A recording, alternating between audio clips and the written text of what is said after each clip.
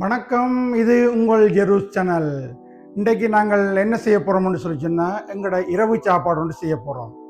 அது எங்களோட முறைப்படி இருக்கிற சாமான்களை வச்சு, கடையிலையும் பண்ணின சில சாமான்களையும் வச்சு எங்களோட இரவு சாப்பாடு ஒன்று செய்ய போகிறோம்.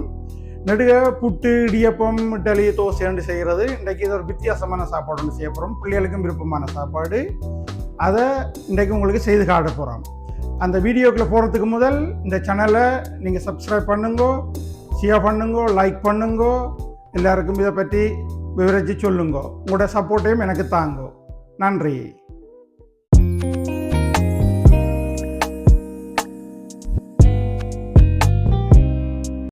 இப்போ நாங்கள் இந்த இரவு சாப்பாடு செய்கிறதுக்கான சாமான்கள் எடுத்து வச்சிருக்கிறோம். அதில் என்ன சாப்பாடுன்னு சொன்னால், இந்த படத்தில் இருக்கிற மாதிரி ஒரு சாப்பாடு தான் இது.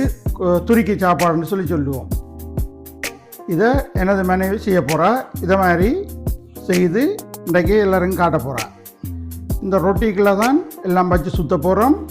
அதுக்கு என்னென்னு சொல்லி சொன்னால், இந்த கைரோஸ் பனான் இருக்குது. இது கோழி இறைச்சியை சின்ன சின்ன நலம்பட்டி இப்படி பேக்கெட் பண்ணி இருக்குது. இது கடையில் வாங்கினது. அதை விட அதுக்கு ஒரு தக்காளி பழம், குரோக்கன், இது ஐஸ் சலாட், ஒரு வெங்காயம், மற்றது இது ஒரு போத்தலுக்கு வர்ற குருக்கன் சின்னன். இதில் ஒரு விநாயகரி தன்மை இருக்குது. விநாயகரிக்குள்ளே போட்ட இந்த குருக்கன் இது போட்டால், இந்த ஃப்ரெஷ்ஷான குருக்கன் போட்டதிலும் பார்க்க இது இன்னும் கொஞ்சம் சுவையாக இருக்கும். அதை விட இந்த விநாயகரிக்கு போட்ட இந்த பெப்பரோனி, மிளகாய், அதுக்கு தேவையான சோஸ் இதில் இருக்குது. நாங்கள் வீட்டில் இருக்கிற எல்லா சோஸையும் ஒன்றா சேர்த்து ஒரு புதிய சோஸ் ஒன்று உருவாக்கி எங்களோட குடும்பத்துக்கு மட்டும் நாங்கள் செய்து கொண்டு சாப்பிட்றோம்.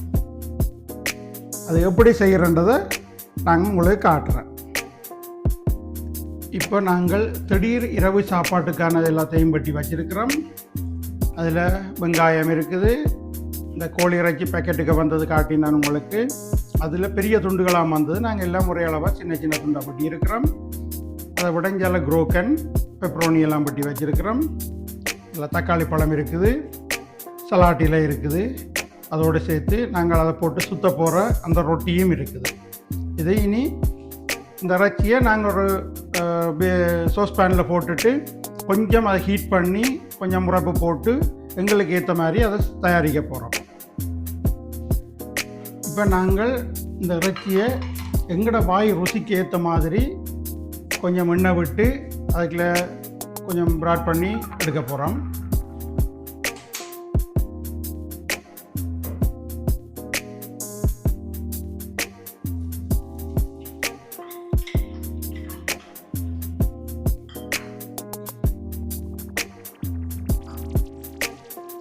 இது கொஞ்சம் கட்டத்தூள் போடுறோம் உரப்புக்காக. எங்களோட வாய்க்கு ருசிக்கு உரப்பு இருந்தால் தான் நல்லா இருக்கு.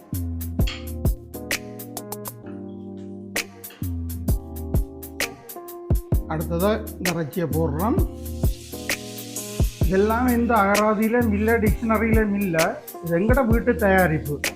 நீங்கள் அப்புறம் பார்த்துட்டு சொல்லக்கூடாது, இது என்ன இது புதுசாக கிடக்குது இப்படியெல்லாம் செய்கிறீங்களா. எங்களோட வாய்க்கு இப்படி ருசி தேவையோ அதுக்கேற்ற மாதிரி நாங்கள் செய்கிறோங்கிற சாப்பாடுகளை. அப்படியே அந்த ரொட்டியையும் கொஞ்சம் சூடாக்கினா நல்லா இருக்கும். அதை இப்போ சூடாக்கி கொண்டிருக்கிறோம். இப்போ நாங்கள் சலாட் போட்டு சாப்பிட போகிறோம்.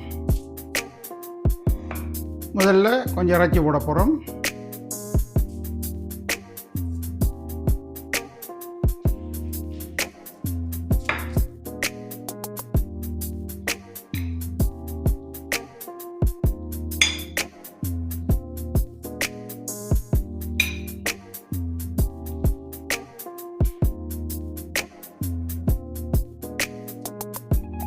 அதோடு சேர்த்து கொஞ்சம் சலாட்டும் போடுவோம்.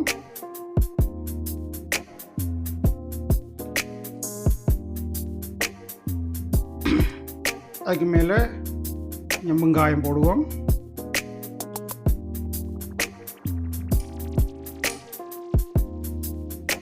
அதோட 2 தக்காளி பழம் வைப்போம்.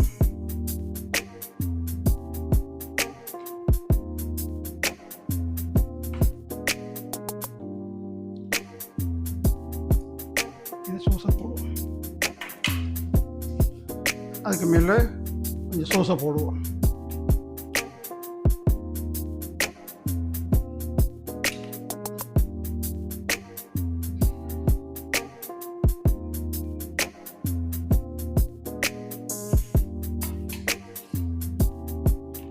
இறைச்சிக்கு மேலே தான் சோஸ் போட்டோம். இப்போ இதில் குரூக்கன், ஃப்ரெஷ் குரூக்கன் 2-3 வைப்போம். அதோட அந்த போத்தல் குறுக்கனும் 2-3 வைப்போம். அப்படியே பெப்பரோனி கொஞ்சம் வைப்போம்.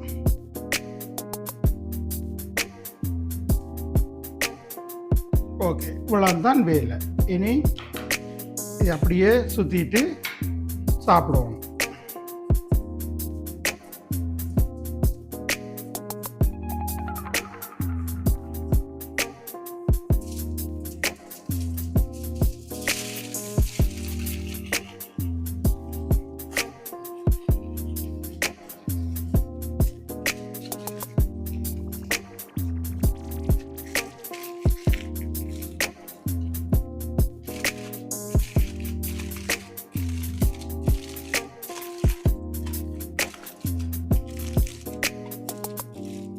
தேவையான அளவுக்கு இனி நாங்கள் பொழுத்தின கிழிச்சிட்டு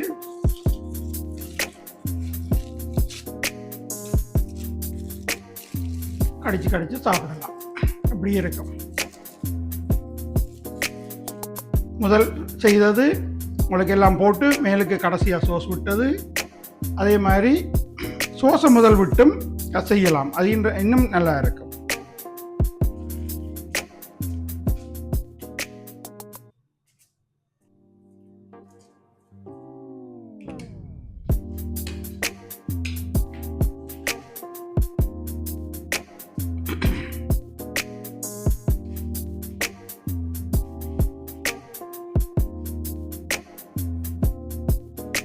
இது இன்னொரு முறை சோஸ் விட்டு அதுக்கு மேலே இறைச்சி போட்டு கடைசியாக கொஞ்சம் சோஸ் விட்டால் கொஞ்சம் இன்னும் டேஸ்ட் கூடவே இருக்கும்.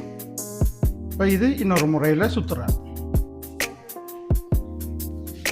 ஓகே, நாங்கள் இப்போ அந்த சாப்பாடு செய்தாச்சு. அது எப்படின்னு சொல்லி சாப்பிட பார்க்க போகிறேன். அது செய்து இந்த ஈய பேப்பரில் சுற்றி இருக்கு. ஈய பேப்பரில் சுற்றினா அப்படியே சொத்தாவே இருக்கும், காயாது. அதை சுற்றி சாப்பிடவும் சொல்லுவோம். கீழே கொட்டினாது இதுக்குள்ள எல்லாம் போட்டுருது, எல்லாம் தேவையான சாமான் போட்டுருது. நாங்கள் அப்படியே எடுத்து கடிச்சு சாப்பிடுவோம்.